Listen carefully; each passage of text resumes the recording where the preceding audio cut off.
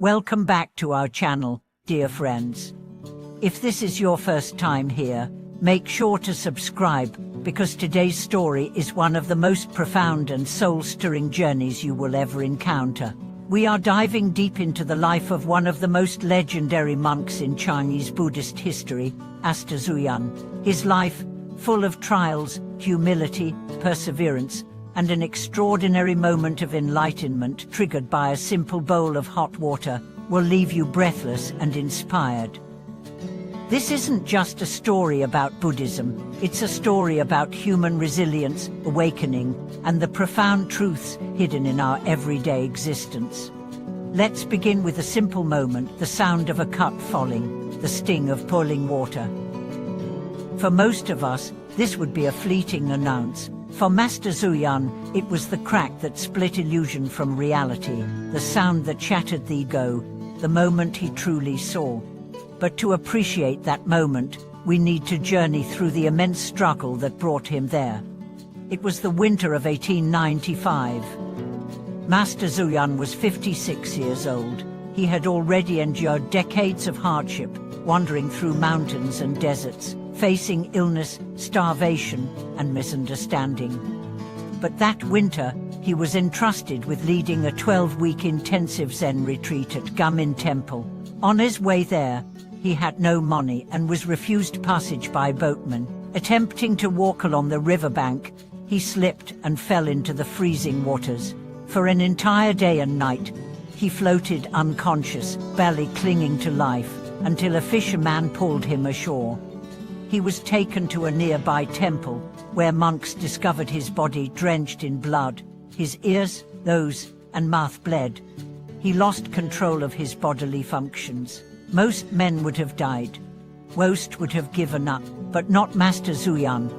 Within days, he pushed himself to rise. He refused to delay the retreat.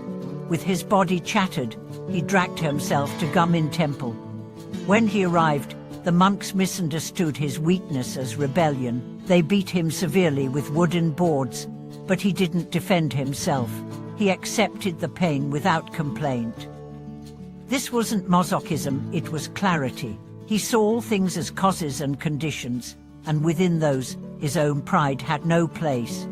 Despite his injuries, he began the retreat. He sat in meditation day and night, unmoving, his wounds unhealed, his strength almost gone, yet his mind was immovable. He knew that only through total surrender, total presence, could he find the truth he had searched for across continents and lifetimes.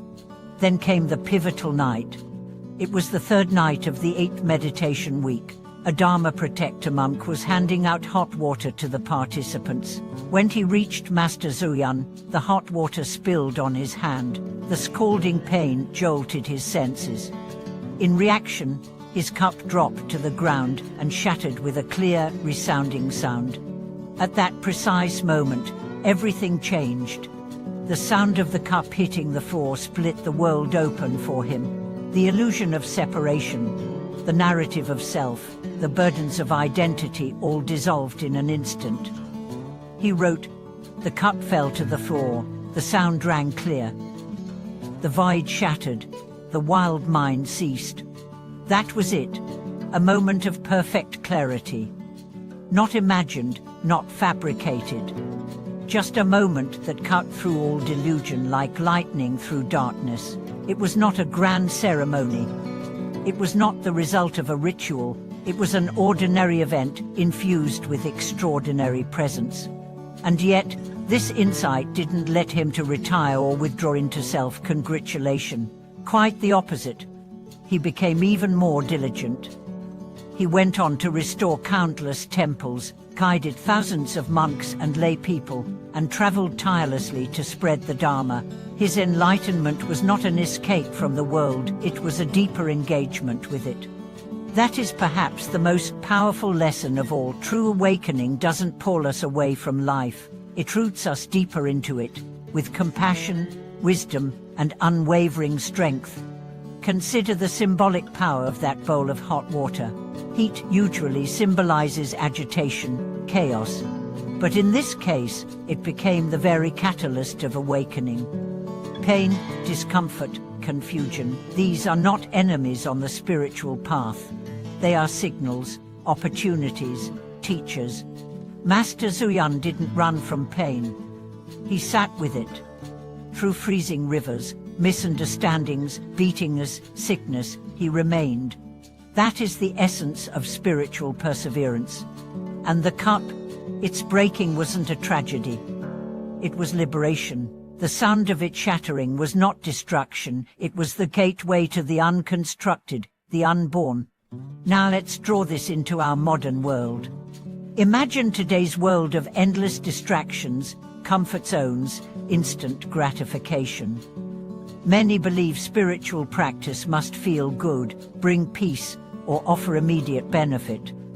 But what Master Xuyun teaches us is that true insight comes not when we seek comfort, but when we embrace total presence in whatever rises, even the discomfort. Pain is not an interruption. It is the path. I remember once facing a personal loss that shook my core. In my grief, I turned to meditation, not to escape but to feel. I sat with the ache, the hollowness, the tears.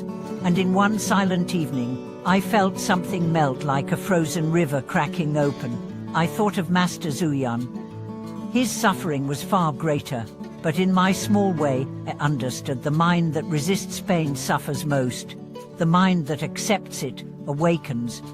Master Xuyun's life also shows us that enlightenment is not a finish line. After his insight, he spent the next several decades revitalizing temples, guiding spiritual communities, and living a disciplined, service-oriented life. He didn't become a hermit. He didn't speak endlessly about his enlightenment. He simply continued walking the path with humility and strength. And that is the path we are all invited to walk. You don't need to fall into a river. You don't need to be beaten by monks. You don't even need to burn your hand, but you do need to be present. You need to watch your mind. You need to trust that awakening hides not in perfection, but in your response to the imperfect moments. When you spill something, do you curse or smile? When someone insults you, do you fight or reflect? When life disappoints, do you run or stay? The sound of a breaking cup can be the sound of your liberation, if your mind is clear. So keep practicing. When things get difficult, don't retreat. When pain arises, don't resist. When silence falls, listen. The world is full of sounds that can awaken you, if only you are paying attention. Before we close, I want to thank you for staying with us on this powerful journey through Master Xuyun's life. His story reminds us that awakening is not reserved for saints or sages. It is available in the most mundane, most painful, most ordinary moments, if we are willing to be fully present with them. Thank you for watching this video. If this story moved you, if you've had your own breaking cup moment, share it with us in the comments. Let's create a space where these stories of awakening are not forgotten, but shared, honored, and passed on. Please like, subscribe, and support our channel.